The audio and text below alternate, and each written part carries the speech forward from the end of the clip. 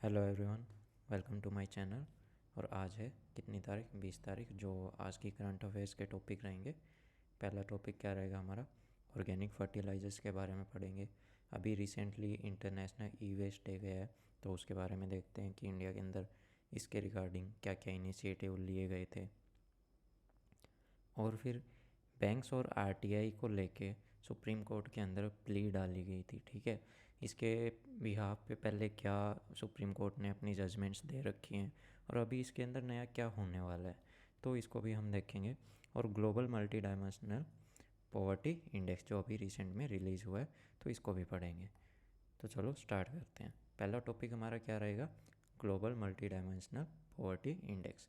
अभी ये न्यूज़ में क्यों है? क्योंकि ये अभी रिलीज़ किया गया है। किसके द्वारा? यूएनडीपी के द्वारा और Oxford poverty and human development initiative, इन दोनों के द्वारा मिलके इसको रिलीज़ किया जाता है, ठीक है। यूएनडीपी क्या है? United Nation development program. अभी इसके की हाइलाइट्स क्या है? इसके अंदर क्या है? सबसे पहली बात तो ग्लोबल डेटा यूज़ किया गया था। इसमें बताया गया है कि 1.2 billion peoples are multi dimensionally poor, कि भाई 1.2 बिलियन पीपल क्या है ना, गरीब हैं, जिनमें से आधे से ज़्यादा लोग काफ़ी ख़तरनाक स्थिति के अंदर जी रहे हैं, ठीक है। Half of the poor are childrens under age 18। इसमें से जिन आधे से ज़्यादा जो इंसान हैं वो क्या हैं? बच्चे हैं जिनकी उम्र 18 साल से भी कम है। The number of poor people in is highest in सब सहारन अफ्रीका। सब सहारन अफ्रीका जो कंट्री है, जो एक कॉन्टिनेंट है, इसके ऊपर सबसे ज़्यादा हाईएस्ट मात्रा में, हाईएस्ट नंबर में लोग गरीब हैं, यहाँ पे ही वो पाए जाते हैं। Followed by south Asia. South Asia के अंदर कितने? 385, ठीक है। ये दोनों रीजन मिलके कितने बनाते हैं? टोटल 83%, ठीक है। 83% धरती के जितने भी गरीब लोग हैं ना, इन दोनों एरिया के अंदर पाए जाते हैं। इन दोनों के डेटा को अगर आप मिला दोगे ना, तो करीबन 83% लोग यहाँ पे ही मिल जाएंगे आपको गरीब। Impact of pandemic. पेंडेमिक का क्या इम्पैक्ट हुआ उस पर, ठीक है। देखो, जैसे ही कोविड-19 आया ना, तो जितनी भी पहले प्रोग्रेस करी गई थी गरीबी हटाने को लेके, वो हमें ना फिर से करीबन 3 से 10 साल पीछे कोविड-19 ने हमको धकेल दिया। लोग इतने फिर से गरीब कर दिए इसने। The most data on the food security from west world food programme suggest that the number of people living in food crisis और worse increase to 193 million in 2021। तो जो वर्ल्ड फूड प्रोग्राम है, WFP, इसके द्वारा जो numbers दिए गए थे, उनमें क्या कहा गया है कि भाई जो भी गरीब लोग हैं, मतलब जो भूख के कारण जिनकी मौत हो रही है, या फिर उनकी जो सिचुएशन, जो उनका रहने का इशू हो रहा है ना, जिस कठिनाई के अंदर वो जी रहे हैं, तो उनकी संख्या ना 193 मिलियन हो गई 2021 के अंदर। अब इसका रिलेशन करते हैं हम किससे? इंडिया से, कि भाई इंडिया के अंदर क्या क्या फैक्ट है। तो डेटा के अकॉर्डिंग क्या है ना, India has the far largest number of poor people world wide at 22.8 crore. कि सबसे ज़्यादा जो गरीब लोग हैं ना, वो इंडिया में ही पाए जाते हैं, ठीक है। अगर हम कंट्री वाइज बात करें तो फिर इंडिया के बाद में नाइजीरिया। नाइजीरिया के अंदर 9.6 करोड़। देखो, नाइजीरिया वैसे भी गरीब है, लेकिन जो इंडिया की पॉपुलेशन है ना, वो पॉपुलेशन काफ़ी ज़्यादा है, ठीक है। इस वजह से हमारे यहाँ पे गरीब की जो संख्या है ना, वो भी ज़्यादा ही मिलेगी। 2/3 of the people live in a house hold in which at least 1 person is deprived of nutrition. कि भाई 2/3 जो लोग यहाँ पे रह रहे हैं किसी घर के अंदर, ठीक है, उसके अंदर क्या है कि एक इंसान, ठीक है, एक इंसान क्या है ना, अंडर न्यूरिश मिलेगा आपको। अब बात करते हैं रिडक्शन इन पॉवर्टी। पॉवर्टी के अंदर कितनी कमी आई है? पॉवर्टी के अंदर देखो, 2005 और 6 का जो डेटा है, उसके अंदर पॉवर्टी कितनी दिखाई गई थी? करीबन 55.1%। और जो 2019 से 21 तक का डेटा था, वहाँ पे पॉवर्टी कितनी ख़त्म हो गई थी? करीबन 16.4%, 16.4% लोग ही गरीब रह गए थे, ठीक है। और जो ये इंडेक्स बनाते हैं, मल्टी डायमेंशनल पॉवर्टी इंडेक्स, ये क्या है ना, 10 इंडिकेटर्स के ऊपर काम करता है। 10 चीज़ों को ये उठाते हैं और उसके बेस पे क्या है ना, अपना डेटा बनाते हैं। चलो मैं दिखा देता हूँ आपको, जस्ट ए मिनट। हाँ, ये रहा, ठीक है। पहले हेल्थ सेक्टर को देखते हैं। उसके अंदर हेल्थ में क्या देखेंगे? न्यूट्रिशन कैसा है, चाइल्ड मोर्टेलिटी कैसी है, ओके। फिर एजुकेशन के अंदर क्या देखेंगे, बच्चा कितने साल स्कूल में पढ़ा है, उसकी अटेंडेंस क्या है। और फिर पॉवर्टी के अंदर अगर देखा जाए तो कि भाई किस हद तक गरीब है ना। और घर के अंदर जितने भी लोग हैं उनकी सेहत कैसी है या फिर उनकी एजुकेशन कैसी, सब उस हिसाब से इसको भी मेज़र किया जाता है। उनका स्टैंडर्ड ऑफ लिविंग कैसा है, कि भाई कुकिंग फ्यूल उनको मिलता है या नहीं, या अफोर्ड कर पाते हैं या नहीं, घर के अंदर वॉशरूम है या नहीं, सैनिटेशन कैसा है, ड्रिंकिंग वाटर की अवेलेबिलिटी है या नहीं उनको, घर पे इलेक्ट्रिसिटी है या नहीं, और घर का उनके पास घर है भी या नहीं, या फिर उनके पास खेती बाड़ी करने के लिए एसेट्स नहीं है, भाई कितने हैं। तो उन इन सभी डायमेंशंस के ऊपर इन सभी चीज़ों को देख के तब जाके लास्ट में मल्टी डायमेंशनल पॉवर्टी इंडेक्स को रिलीज़ किया जाता है। मल्टी डायमेंशन क्यों बोला जाता है, क्योंकि देखो इतनी डायमेंशन ये देखता है, इतनी चीज़ों को देखता है, तब जाके ये इंडेक्स रेडी होता है। ओके।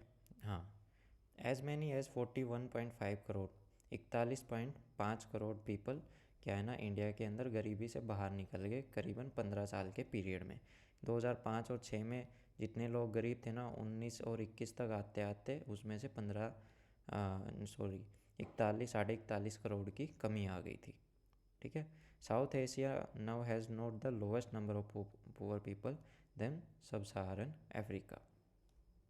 कि भाई साउथ एशिया के अंदर जो पुअर पीपल्स हैं ना, उनकी कमी उनके जो नंबर्स हैं वो पुअर्स के मामले में इतने कम नहीं है। मतलब किससे कम नहीं है, सब सहारन कंट्री से कम नहीं है। Relative reduction in poverty, poverty के अंदर भाई कितनी ज़्यादा स्पीड से उसमें कमी आई है। ठीक है, तो उसी के बारे में यहाँ पे बोला गया है। देखो ये चीज़ें तो नहीं पूछी जाएंगी, बेसिकली आपको मेंस के अंदर पूछी जा सकती हैं। बट हाँ, जो प्रीलिम्स को लेके अगर क्वेश्चन आ सकता है तो वो परफॉर्मेंस पे आ सकता है कि किस स्टेट के अंदर, या फिर कोई भी एग्ज़ाम हो तो उसके अंदर जो ऑप्शन के अंदर पूछा जा सकता था कि भाई पुअरेस्ट स्टेट कौन सी इंडिया की, तो 2015 से 16 के अंदर देखा जाए तो बिहार सबसे पुअर थी। ठीक है, और बिहार ने सबसे अच्छी परफॉर्मेंस दी है। देख सकते हो 2005-6 के अंदर यहाँ पे कितने लोग गरीब थे, करीबन यहाँ की जो पॉपुलेशन उसके 77-77% जो लोग थे वो क्या गरीब थे। जो कि 15-16 तक आते आते क्या कितने रह गए, 52%, करीबन 25% की कमी आ गई इसके अंदर। और फिर 2019 तक आते आते सिर्फ 34.5% ही यहाँ पे गरीब रह गए। तो इन्होंने अपना जो नंबर है ना वो बिल्कुल आधा कर लिया, आधे से भी बल्कि ज़्यादा कम कर लिया। However in relative term the poorest state have not quite caught up. Of the 10 poorest state 2015-16 only West Bengal have emerged out of the list in 2019-21। यहाँ पे क्या कहा गया है कि भाई जितनी भी स्टेट्स पहले जो 10 सबसे गरीब स्टेट थी उनका जो लिस्ट था उसके अंदर से केवल और केवल जो वेस्ट बंगाल है, ठीक है, वही अपने आप को बाहर निकाल पाई है उस लिस्ट से। जो बाकी की बिहार रह गई, झारखंड, मध्य प्रदेश, मेघालय, उत्तर प्रदेश, असम, उड़ीसा, छत्तीसगढ़, राजस्थान, ये अभी भी पुअरेस्ट कैटेगरी के अंदर हैं। ठीक है। Across the states and union territory India the faster reduction in relative terms was Goa, followed by Jammu Kashmir, Andhra Pradesh, Chhattisgarh और राजस्थान। कि भाई जो इनके अंदर जो स्पीड है, ठीक है, ये गरीबी हटने की, वो सबसे ज़्यादा रही है। पॉवर्टी अमॉन्ग चिल्ड्रंस, जो बच्चों के अंदर जो गरीबी है उसके अंदर किस तरह से कमी आई है। Poverty among childrens fell faster, काफ़ी तेज़ी से यहाँ पे इनकी गरीबी कम होती जा रही है। हाल दो India still has the highest number of poor children in the world, कि भाई इंडिया के अंदर सबसे ज़्यादा गरीब बच्चे हैं। मोर देन वन, देखो एक से ज़्यादा 5 बच्चों के अगर कोई ग्रुप है उसमें एक से ज़्यादा बच्चे तो क्या मिलेंगे आपको, गरीबी मिलेंगे इंडिया में। Reduction of poverty by region wise, की जगह के अनुसार देखा जाए तो, ठीक है, जो पॉवर्टी थी देखो रूरल एरियाज़ के अंदर 2015-16 के अंदर कितनी थी, 36%, और वो 21 के अंदर आते आते कितनी रहेगी, 21%। ठीक है, इतनी कमी आई। और जो अर्बन एरिया है, अर्बन एरिया के अंदर कुछ ज़्यादा बड़ा डिफरेंस नहीं आया। जितना डिफरेंस गांव के अंदर आया उतना डिफरेंस शहर के अंदर नहीं आ पाया। क्वालिटी ऑफ लाइफ, ये ग्राफ आप देख सकते हो कि भाई जो पहले जो पॉपुलेशन थी, देखो न्यूट्रिशन के अंदर पहले कितने लोग, 2005 और 6 के अंदर इतने लोग में क्या थी, कमी थी। ठीक है, बाद में इतने रह गए, ये जो रेड कलर वाला है 2015-16 का है, और जो ये वाला है 2019-21 का है। ठीक है, तो ये देख सकते हो आप कहाँ पे कितनी कमी हुई, एक बार देख लेना इसको। What is global multi dimensional poverty index, ये मैंने आपको दिखाई दिया कि ये किन किन मेजर्स के ऊपर अपना जो देता है कि भाई गरीबी जो नापता है ना ये, तो वो मैंने आपको पहले ही बता दिया, तो इसको भी एक बार देख लेना। अब बात करते हैं सुप्रीम कोर्ट और जो आरबीआई या फिर जो डिफरेंट बैंक्स हैं उनके बीच में क्या पंगा हो रहा है आरटीआई को लेके। ठीक है, रिसेंटली ना सुप्रीम कोर्ट ने एग्री कर दिया कि चलो ठीक है भाई, जो ये अलग अलग बैंक्स ने प्ली डाली हुई थी कि भाई हमको है ना आरटीआई की पहुंच से बाहर कर दिया जाए, तो सुप्रीम कोर्ट बोला चलो भाई तुम्हारी ठीक है, तुम्हारी साइड भी मैं सुन लेता हूँ। लेकिन पहले भी एक केस हुआ था जिसके अंदर सुप्रीम कोर्ट ने क्या कहा था कि जितने भी बैंक्स के जो ये कामकाज है, ठीक है, जो ये बैलेंस शीट बनाते हैं या फिर कितना एनपीए नॉन परफॉर्मिंग एसेट्स कितना है, तो वो आप क्या है ना सीक्रेट नहीं रख सकते। अगर किसी को उसके बारे में जानकारी चाहिए थ्रू आरटीआई तो बैंक को वो देनी पड़ेगी, ऐसा सुप्रीम कोर्ट ने पहले के अपने केस में कह रखा था। लेकिन फिर क्या है ना, बैंक अभी बार बार उस इशू को उठाने लग गए कि भाई ऐसे ना जो हमारा ट्रस्ट ब्रीच होता है एक कस्टमर के साथ में, तो आप प्लीज़ है ना इस चीज़ को बंद करो। तो सुप्रीम कोर्ट फिर क्या करता है कि चलो भाई, सोचता है कि भाई ठीक है, मैं एक बार बैंक की साइड भी सोच के देखता हूँ, मैं इनका भी जो ये पक्ष है इसको भी सुनता हूँ। तो अब देखते हैं इसके अंदर, various public and private sector banks wanted to exempt from the disclosing an array of financial information related to non-performing assets (NPA) and losses from the trading operations, show cause notice and penalties। कि भाई ये क्या चाहता है ना, जो ये bank है ये क्या चाहते हैं कि हमको है ना इस लिस्ट से बाहर कर दो, कि भाई हमको ये भी ना पता ना पड़े कि कितने लोगों के ऊपर कर्ज है और वो पे नहीं कर पा रहे हैं ना, और इनको ट्रेडिंग के अंदर कितना लॉस हुआ, इनके जो शो कोज नोटिस हैं उनका रिप्लाई इन्होंने दिया है या नहीं, इनके ऊपर क्या क्या पेनल्टीज़ लगी। तो पहले है ना हम आरटीआई के थ्रू आज भी ये इन्फॉर्मेशन इनसे ले सकते हैं, और बैंक यही देना नहीं चाहता। What is the issue? The legal battle of the disclosure of inspection report defaulter list started when RTI activist Jayantilal मिस्त्री जयंतीलाल मिस्त्री ने क्या करा ना, जो आरटीआई एक्ट 2005 थी उसके तहत इंफॉर्मेशन मांगी थी कि भाई मेरे को इन इन चीज़ों के बारे में आप बता के दो। ठीक है, किससे? आरबीआई से, about a Gujarat based cooperating bank in 2010। तो 2010 के अंदर इन्होंने आरटीआई एक्ट लगाई कि भाई गुजरात का एक बैंक है जिसका नाम क्या है, कोऑपरेटिव बैंक। तो आरबीआई के पास इसने आरटीआई भेजी कि मेरे को उसकी डिटेल चाहिए, तो आरबीआई उसको देने से मना कर दिया। फिर ये चला गया मैटर कहाँ पे लेके, सुप्रीम कोर्ट में, कि भाई ऐसे ऐसे मेरे को इन्फॉर्मेशन नहीं मिल रही, ठीक है, जो कि मेरा अधिकार है आरटीआई के तहत। तो फिर सुप्रीम कोर्ट ने क्या कहा ना, सुप्रीम कोर्ट ने आरबीआई को बोला कि आप है ना ये रिपोर्ट्स और ये डिफ़ाल्टर्स की जो लिस्ट है इसको अपने पास नहीं रख सकते। ठीक है, आप किसके लिए काम करते हो? पब्लिक के लिए काम करते हो, ठीक है, और उनके बेनिफिट के लिए काम करते हो। तो क्या है ना, उनका ये हक है, उनको जानने का ये हक है कि भाई कितने लोग डिफ़ॉल्टर हैं या फिर पैसा दबा के बैठे हैं, और देश को फिर उस चीज़ से कितना नुकसान हो रहा है। तो इस वजह से सुप्रीम कोर्ट ने आरबीआई को कहा था कि ये आपकी ड्यूटी है और आपको इसको निभाना पड़ेगा और आपको इन्फॉर्मेशन देनी पड़ेगी। Supreme Court has said that RBI has no legal duty to maximize the benefit of any public sector bank or private sector bank, and thus there is a no relationship or trust between them. It added that the RBI was duty bound to uphold the public interest by revealing these details under RTI. ठीक है ना, ये देखो ये जो line है ये important है, एक मिनट। हाँ, तो जो ये लाइन है, ठीक है, इसके अंदर क्या कहा गया है कि आरबीआई की ये ड्यूटी है, ठीक है, उसको ये उसका ये कार्यबद्ध है कि भाई आपको पब्लिक इंटरेस्ट के अंदर ये सारी डिटेल्स रिवील करनी पड़ेगी अंडर आरटीआई। अगर कोई आपसे ये इन्फॉर्मेशन मांगता है तो आपको देनी ही देनी पड़ेगी। The central bank then allowed making such reports public following the Supreme Court order. Supreme Court के ऑर्डर को के बाद में जितने भी ये जो सेंट्रल बैंक्स थे इन्होंने ये रिपोर्ट्स देना स्टार्ट कर दिया था। लेकिन अब क्या कहता है ना सुप्रीम कोर्ट, क्या कहता है कि 2015 की जो जजमेंट थी, ठीक है, हम उसको कंसिडरेशन में नहीं ले रहे. Aspect of balancing the right to information and right to privacy. ठीक है, thus the court is duty bound to give bank an opportunity to argue their case on merits. कि भाई ठीक है, हम अभी है ना ये कंसीडर में नहीं लेंगे कि इनका जो बैलेंस है. देखो, राइट टू प्राइवेसी, अगर मैंने बैंक से कर्ज लिया है और मैं चुका नहीं पा रहा, तो बैंक को या फिर किसी को भी ये अधिकार नहीं है कि मेरी प्राइवेसी का हनन हो.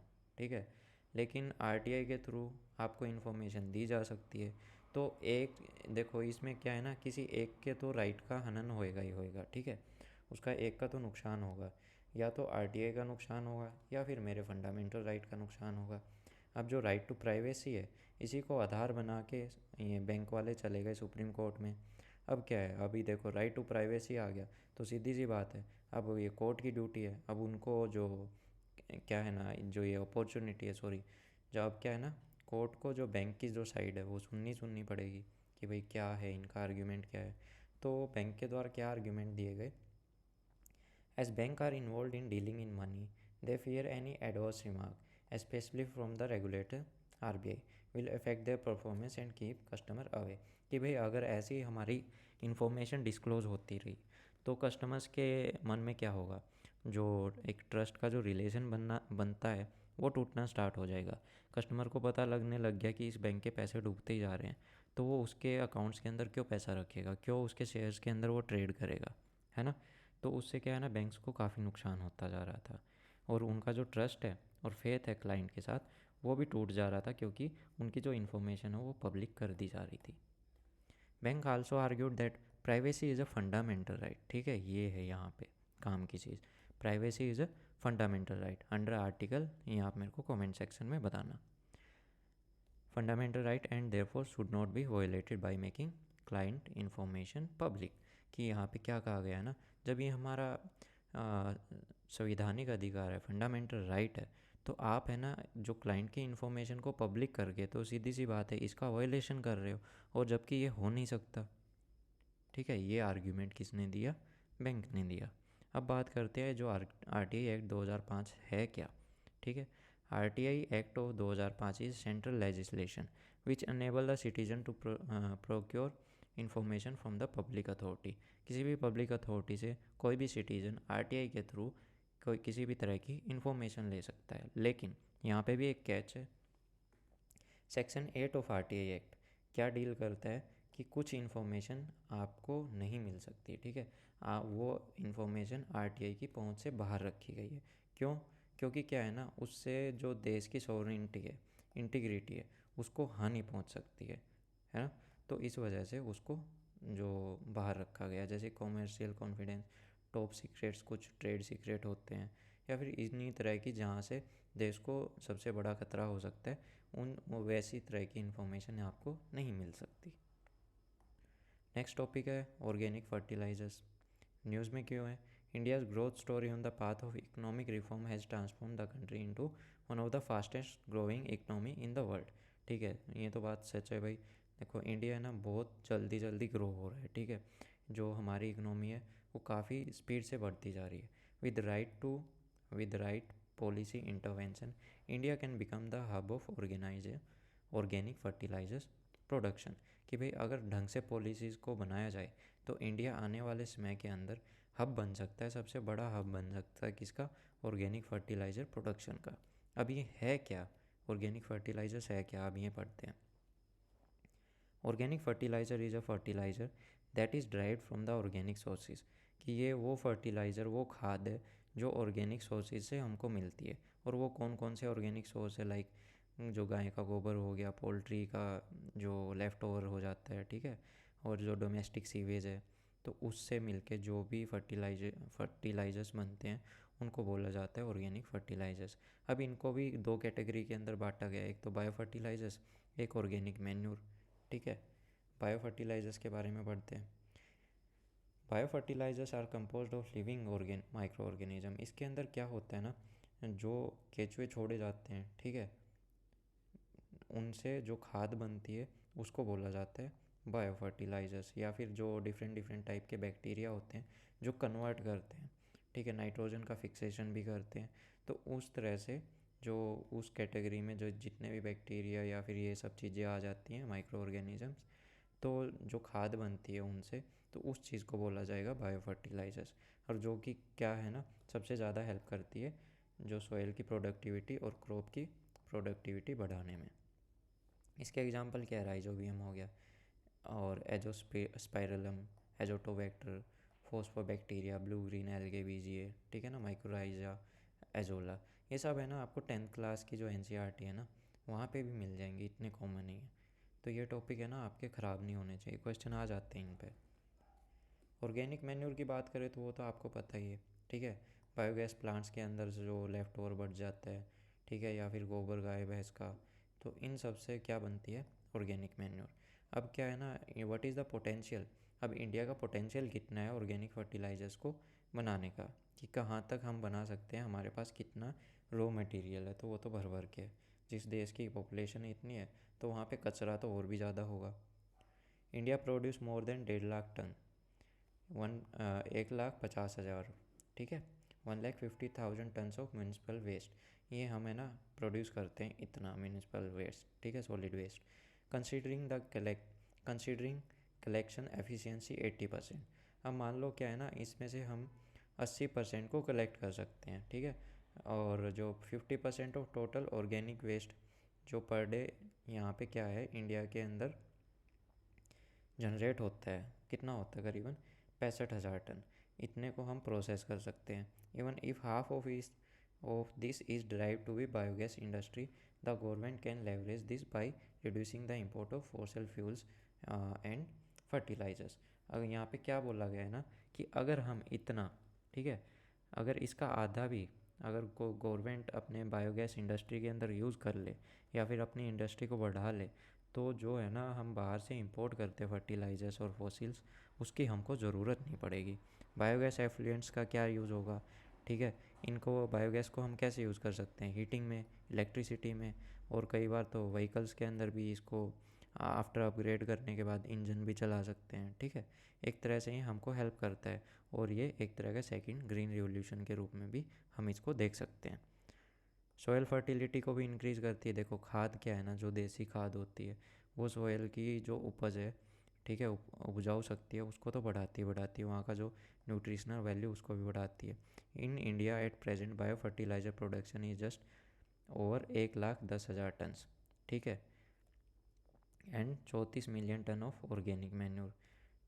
तो भाई बायो फर्टिलाइजर्स तो हम कितना निकालते हैं इंडिया के अंदर, 1,10,000 टन, और कितना 34 मिलियन टन कितना ऑर्गेनिक मैन्योर निकालते हैं, ठीक है।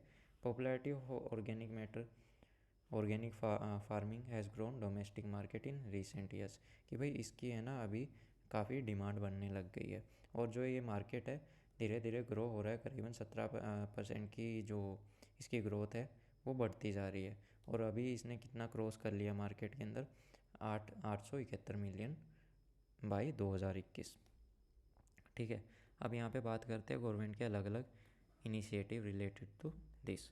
परंपरागत कृषि योजना, sustainable alternative towards affordable transformation, SAT-AT, submission of agro forestry, national mission of sustainable agriculture, राष्ट्रीय कृषि विकास योजना।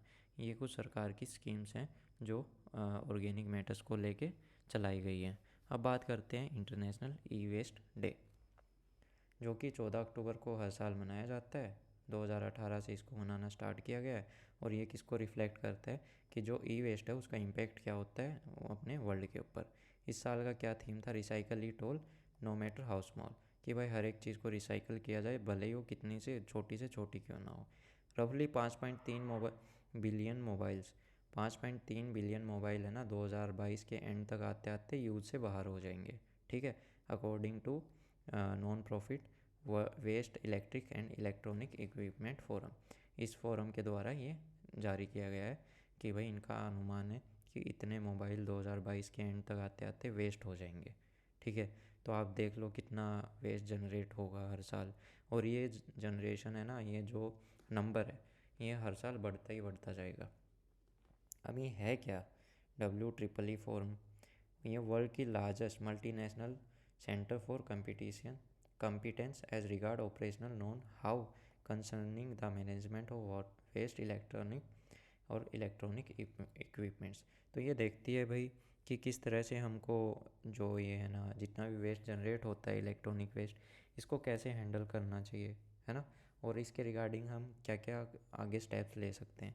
एक तरह की नॉन प्रॉफिट एसोसिएशन है जिसके अंदर जो 46 WEEE प्रोड्यूसर्स जो ऑर्गेनाइजेशन है अक्रॉस द वर्ल्ड मिली हुई है, और इसको फाउंडेशन हुआ था अप्रैल 2002 के अंदर, ठीक है। और ये जो रिलेटेड तो जो इनकी बेस्ट प्रैक्टिसेस हैं जिसके थ्रू ये अपना आगे का की रणनीति बनाती है, तो क्या है ना जो अपनी नॉलेज है आपस में शेयर करती रहती है, ठीक है। What is e waste? E waste है क्या? ये एक तरह का जो describe old and end of life discarded electronic appliances, कुछ पुराने ख़राब हो रखे कुछ भी इलेक्ट्रॉनिक कोई भी चीज़ हो वो ई वेस्ट के अंदर आ जाती है जिसको हम यूज़ ना कर रहे हो। इसके अंदर क्या कंपोनेंट होते हैं, कंज्यूमेबल होते हैं, कुछ पार्ट और स्पेयर पार्ट्स होते हैं।